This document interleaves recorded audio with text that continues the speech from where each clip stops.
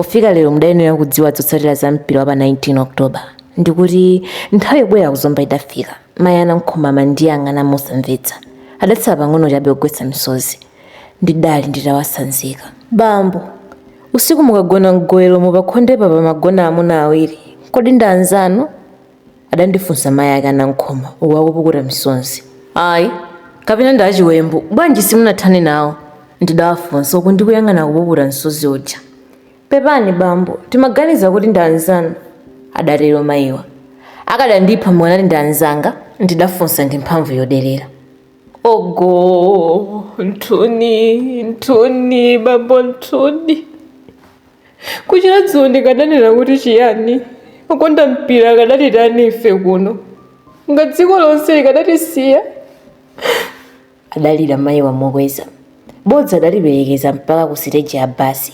Nditafika pamalo omwe ndidakumana ndi amuna awiri aja omwe ankakambirana zakuliphira kulowola mkazi kwa mmodzi kwa iwo. Umasiye udandikolera. Thupi langa lidatentha nkukhumudwa.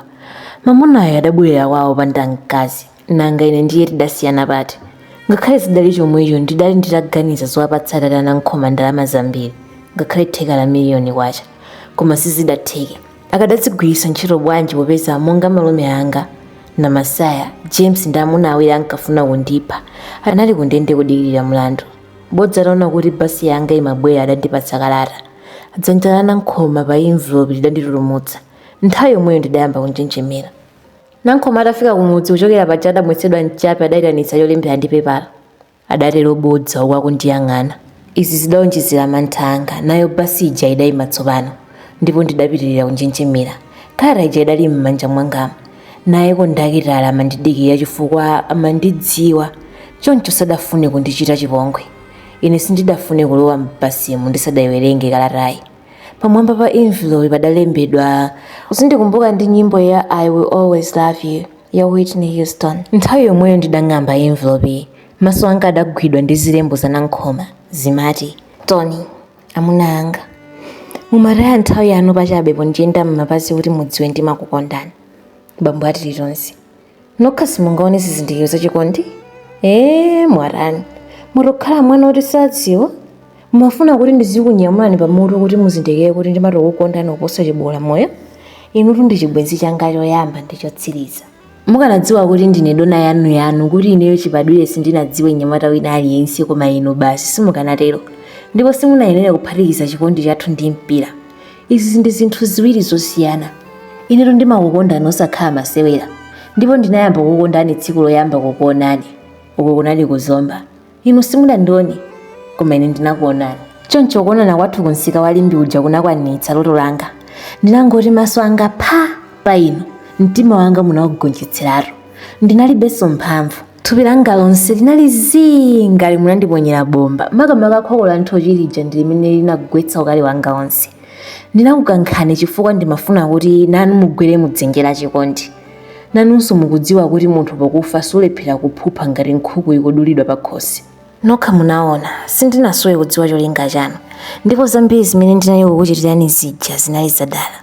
Ndimachiyesa chikondi chanu kwa ine. Ndachidziwa, ndi chamoto. Inuyo osagona pompo kuli kundiganizira sikunali kocheza.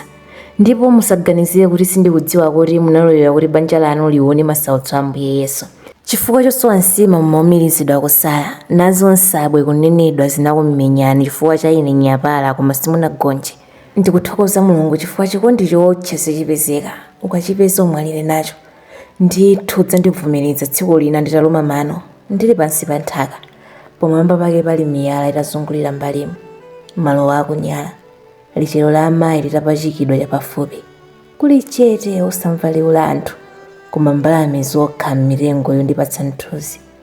Ndikukuza chifukwa ndidaleka kuwerenga, ndimanjenjemera kwambiri tsopano. Ngakhale Namkhoma adalemba monga mmene ife timalankhulira kwathu, zidandinyanyula. Zonsezi tsopano zidasanduka chichewa china. Nthawi yomweyo anthu ambiri m'basimu adayamba kulamulidwa ndi phuma. Kodakitala kutibera nthawi, nchiyani chikuchitika panjapo? Adafunsa munthu wina m'basimu. Ndikuthana ndi chenje, adayankha kondakitala. Koma anthu asadadziwe kuti kondakitala adali mmodzi mwa akuluakulu mu komiti ya ochemerera timu yanga. apatu nkuti anthu ambiri m'basi mwarayima nkoma ndiyang'ana ngati amaonera mpira, ngati amayembekeza kuti ndimwetsa chigoli chofunikira kwambiri pa mpira wa chikho. Maso anthu ankamenya maso anga, nthawi yomweyo maso anga anayamba kulasalasa. Izi zidandikumbutsa imfa ina nkhoma ngati ndidawotchedwa ndi moto kukhosi. Nayo nyimbo idayimbidwa pa nthawi yomwe mtembo wake unkalowa m'manda muja imamveka m'mutu mwangamo ngati nthawiyi pa sitejipa timayika maliro ake m'manda. Popitiriza kuzunza mutu wanga maganizo anga amati, Ambuye Yesu punyani chingwe chachitali kuti ndichigwire chindolotse. Ndidayang'anako ndakitala kenako anthu aja. Nthawi yomweyo misonzi idayamba kulengeza m'maso anga koma ndidalimbana nayo. Ndimafuna kuti ibwerere komwe imagona. Ndidalephera ndipo ndidalira. Anthu amubasi atandiona adapitirira kudabwa. Apatu nkuti ena mwayi wamandidziwa adayamba kulongosolera anzawo kuti ali katswiri wa mpira uja ndi ameneyo.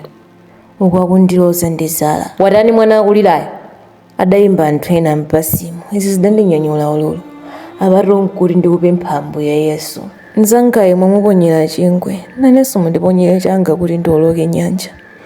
Chifukwa kutsidya kwene ndinankhoma silidzalekana. Pa stage pa ndidazindikira kuti nyimboyi sinkayimbiridwa mtembo wa nankhoma. Poti odali utawoloka kale sunkamva. Ungaumenye chotani, sungalire ngati mwana wamona maso. Nyimboyi imayimbiridwa ine wamoyo. Izi zidandikumbutsa vesi yachinayi ya nyimbo yomwe nankhoma adayimba tili kunkolokosa kuja. Imati iwe ndiwe mavuto anga, ukadzamwalira tidzamwalira tonse. Tsopano nyimbo idatsekula dziwe la misonzi yanga ndipo imakhala ngati imachokera ku mpope wa madzi, mpope wa ulere. Nthawi nkuti ndikufuna kumaliza kuwerenga kalata ija koma ndimalephera, pakuti pa ine ndimawana nkhoma mkalata mpatali chifunga cha misonzi. Nthawi yomweyo nyimbo yako nkolokosa ija idapitiriza kung'amba mu mtima mwanga. Zoona nankhoma adali misonzi yanga. Chikondi chimenechi chinandipalamulira zinthu zambiri chifukwa anthu m'basimo adaona misonzi yomwe sindidayigwetse pa nthawi yomwe mayi anga adamwalira. Ndipo kwa nthawi yoyamba ndidazindikira kuti nankhoma adali ululu wanga. Nankhoma anali moyo, moyo odali nankhoma.